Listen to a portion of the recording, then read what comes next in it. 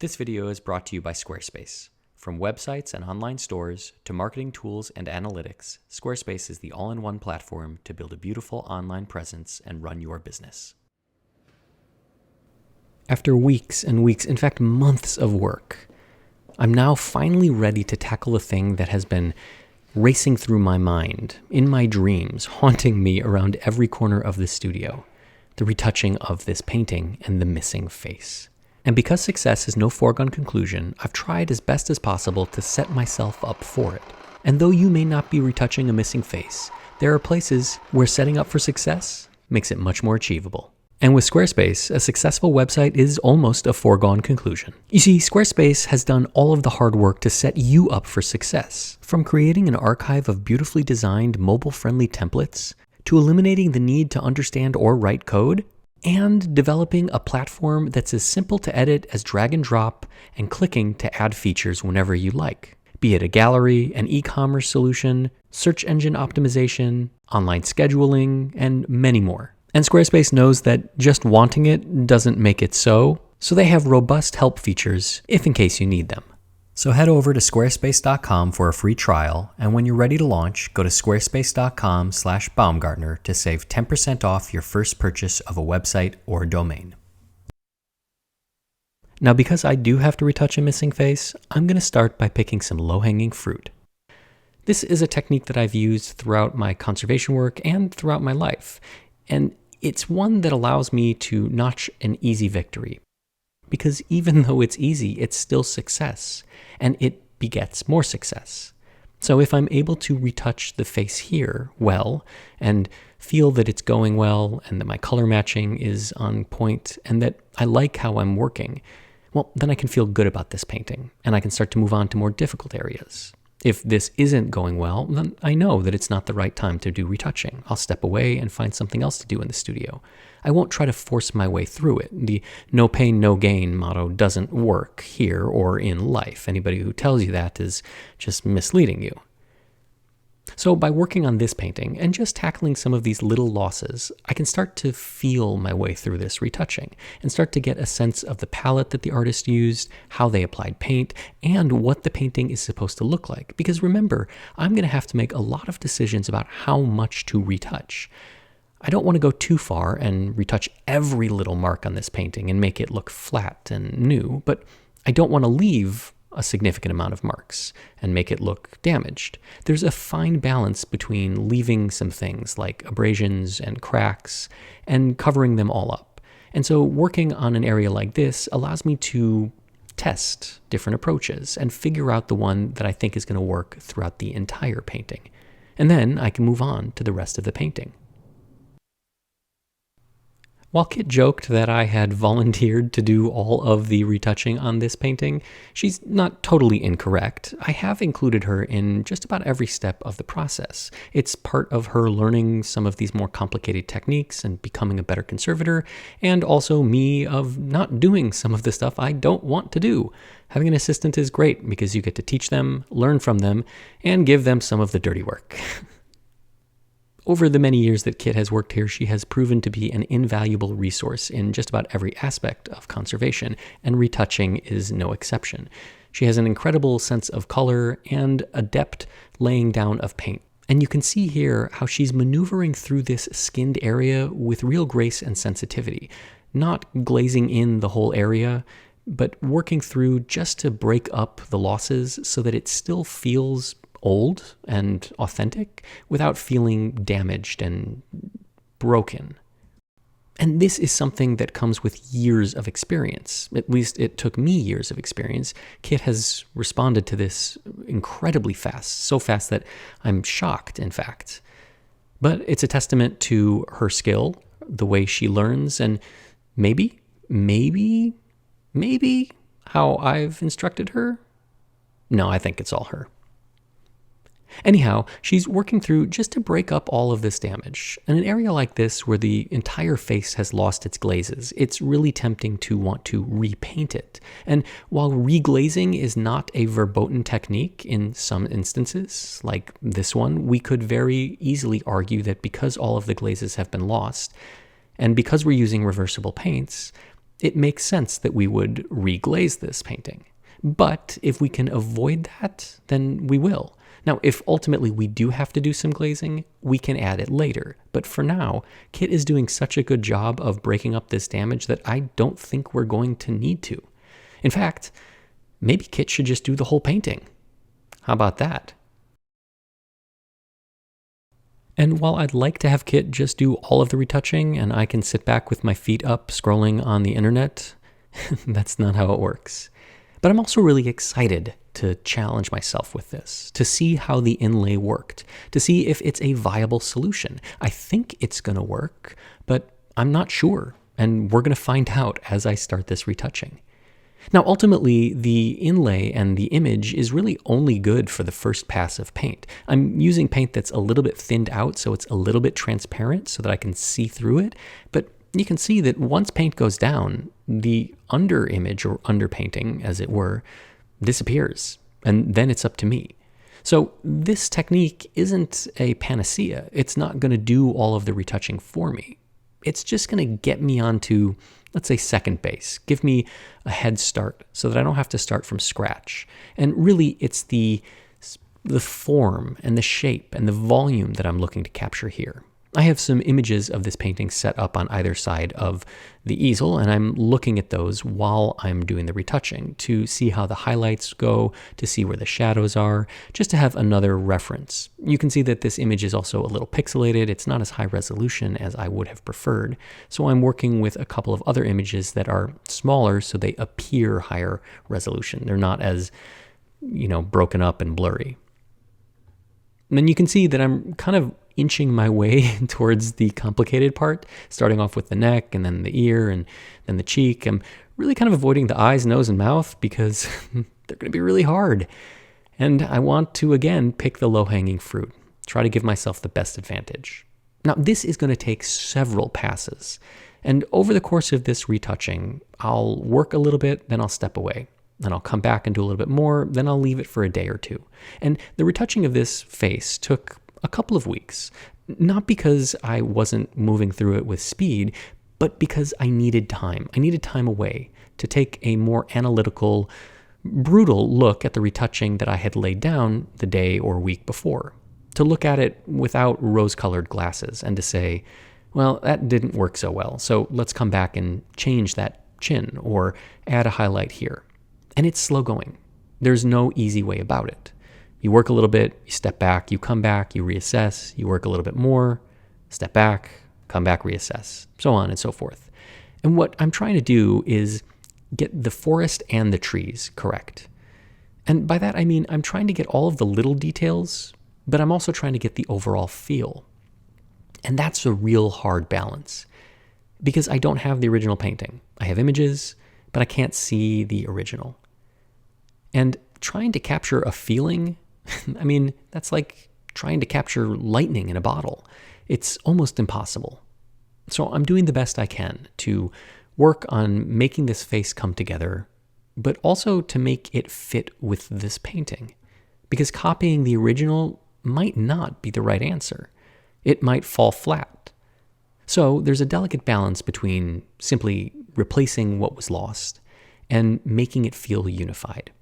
And again, this is one of those things that comes with tons of experience. The first time I did retouching of this caliber, I thought it was great. It looked great. But my father told me it didn't feel right. I didn't really understand what he meant until many years later, that something can be color matched correctly. It can blend in, but it can not be in accord with the overall feel of the painting. And it's really hard to describe feeling. But you know it when you see it. Something just matches. It fits. You don't see it as an addition. You go right past the damage, and everything comes together. Not only does it get rid of the damage, but it complements the painting. And so that's kind of what I'm going for. But like I said, it's a long road, and it takes a ton of time.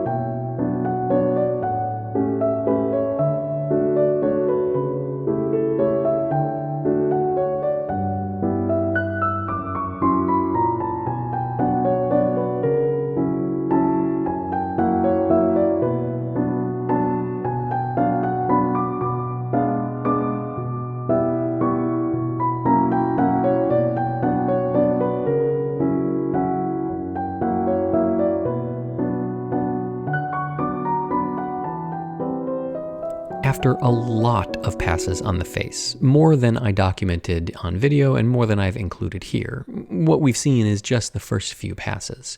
It would have been too much to capture all of it. Really, who wants to see weeks of retouching? I know, all of you, but I don't. So this is what we got. Something stood out to me when I looked at the retouching. It felt flat, and I realized that the cracks were missing. So I had to paint them in. And I know it seems crazy, almost sacrilegious, to, on beautiful, clean retouching, paint damage. But our job as conservators is to make the damage disappear, to blend in. And so in this case, adding these cracks, painting them in, instantaneously takes an area that your eye would jump right to because it didn't fit, to one that you go right past. Now, doing it on the body was pretty simple. Doing it on the face, well, that was a whole nother level of nerve-wracking because, of course, if I mess up here, I'm going to have to do a ton of work to correct that mistake. But as I started to add these cracks, the face started to settle in. It started to feel natural. It started to belong to this painting. And the retouching didn't seem so pronounced. Now, I have a few more tricks up my sleeve with this face, but you're going to have to wait until the end to see it. And after several weeks of retouching, this painting is complete, and it's ready for its final varnish. And in this case, the final varnish is really mostly being used to protect the painting, give it an ultraviolet layer of protection, and also to control the sheen. The retouching and the first coat of resin I laid down are a little uneven. Some spots are glossier than others, and some spots are matte, and that's not what we want. We want a unified sheen on the entire painting. And so I've mixed up a varnish according to what I think is best. George trusts me implicitly and said just make it look great. And now I'm applying it with my spray gun. And I've chosen to apply it with the spray gun just because it's a big painting and I want a very thin, very even coat. And I can get this with the spray gun maybe a little bit better than I can with the brush. It's also just simpler, and I can move faster without worrying about the varnish drying. In addition, there are a couple of tricks I have up my sleeve when I'm using the spray gun that can modulate the sheen if I find that it's too shiny, like spraying from higher up and letting some of the resin dry as it settles on the surface. But in this case, everything went very, very well, and the application of the final varnish was pretty simple. So now I can let it dry and return it to George.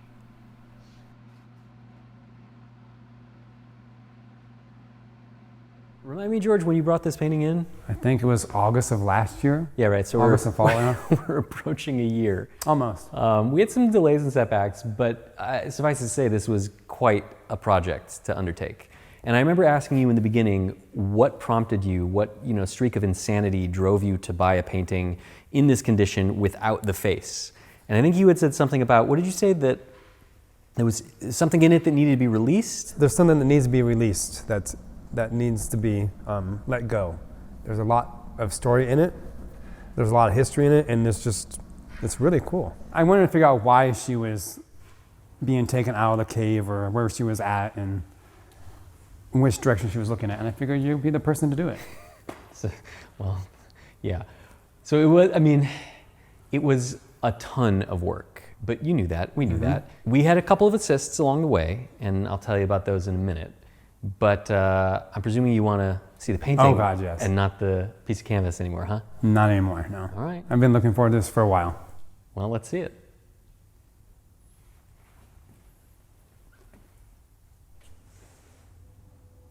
Wow. A little bit of a change. Yeah, just a little. It's the face pops out a lot more than I thought. I have to say, out of all the ones that you have done, this is most impressive. Thank you. This is astounding for what you had to work with, because it was just in such a bad shape. I'm usually not one for no words, but I'm astounded on how well it turned out. No face to no words, huh? Pretty much. It's just, the expression is perfect. Yeah.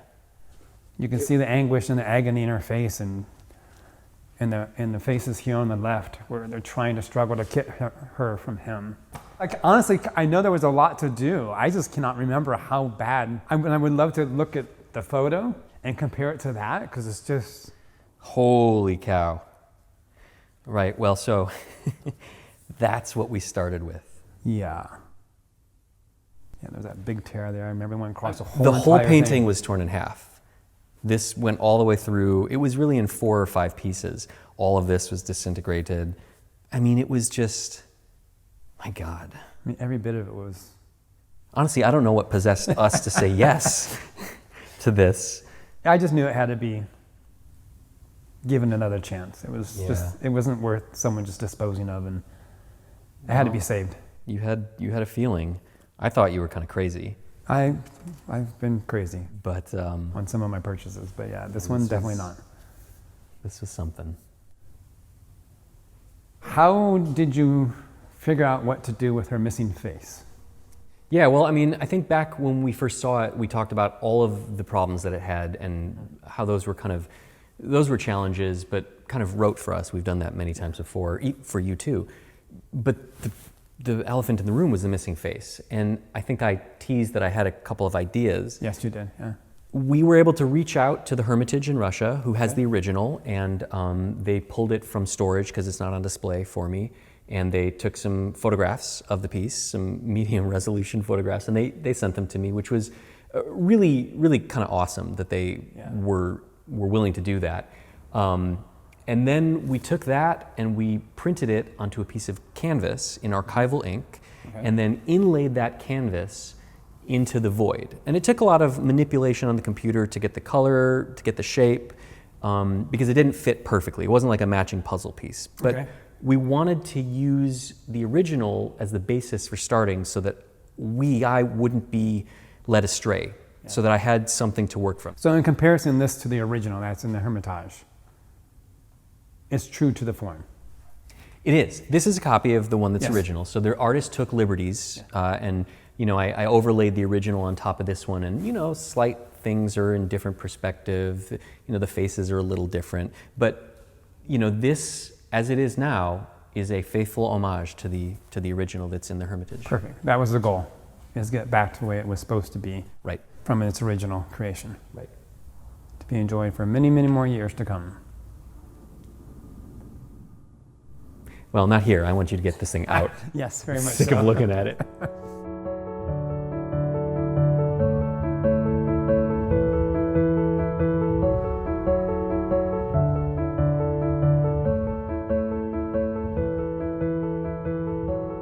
It was amazing. It was something that we've been looking forward to for a very long time.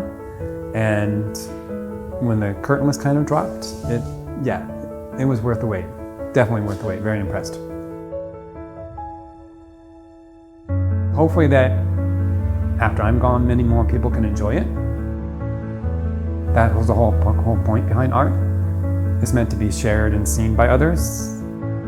When I'm looking for art to either save or collect and add to the collection, that little voice in my head always says, is this something that Julian can fix? Face or no face or missing half the canvas, this is definitely something Julian can fix. What do you think? I did good.